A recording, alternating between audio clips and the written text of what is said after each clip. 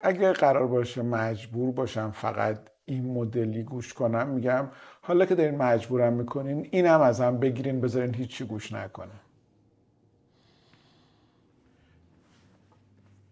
اگه بخواین یه روزی پادکست خودتون رو ضبط کنین، دوست دارین موضوعش راجع به چی باشه؟ با فکر این لحظم که ممکنه هم هست اشتباه باشه یا تغییر بکنه، دلم میخواد اول بدونم که مخاطبم دوست دارم چه کسایی باشن. یعنی کی گوش میکنه، مهمه که مخاطب رو کی در نظر گرفتم.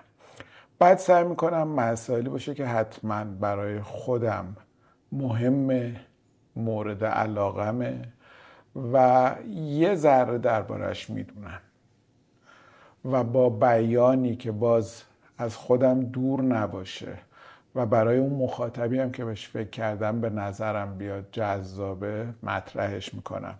قطعا از بقیه کمک میگیرم، کسایی که تجربه بیشتری دارن، کسایی که با هم فکریم.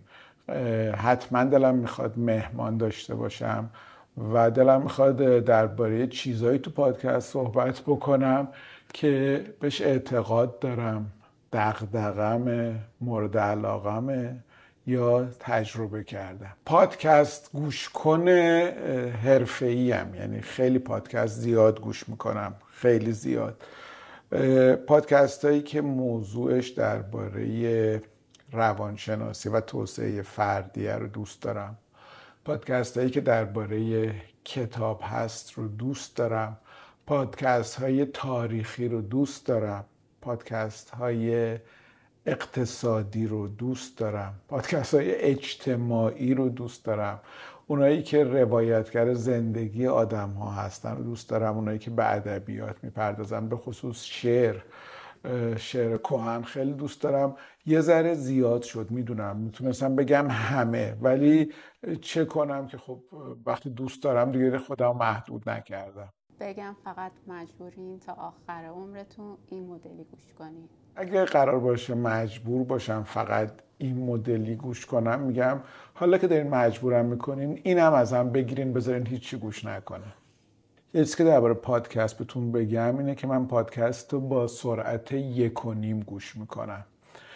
اینه که خیلی ها رو صداشون برا من صدای 1.5 برابر سریع شده شونه و به اون صدا عادت کردم، به صدای آقای علی بندری، برای که خیلی زیاد به پادکستاش گوش کردم، خیلی عادت دارم، برای مثلا یادآور پادکسته.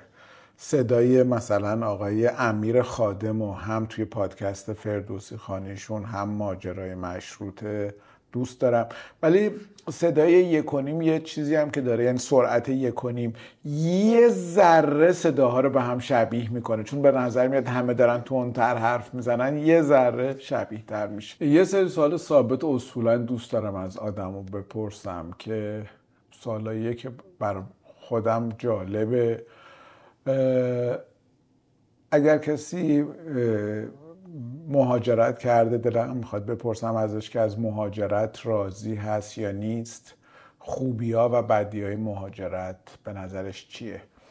از همه آدمام دوست دارم بپرسم شادی‌هاشون چیه، غم‌هاشون چیه، ترس‌هاشون چیه. این برام خیلی کنجکاوی برانگیزه که آدم‌ها چی شادشون میکنه، چی غمگینشون میکنه، از چه چیزایی میترسن، برای مقابله با ترساشون چه میکنن، برای تبدیل کردن غمها، یعنی برای تحمل کردن غمها و دردهاشون چه میکنن، برای نزدیک شدن به شادی چه میکنن. امشب اختتامیه پادکست من برای خودم نشستم فکر کردم که چرا پادکست دوست دارم. 10 تا چیز به ذهنم اومده، شاید 1000 تا باشه، من فعلا 10 تاش به ذهنم اومده که امشب تو اختتامیه میگم. مرسی. خیلی ممنون که وقتتون رو گذاشتید. ممنونم. مرسی.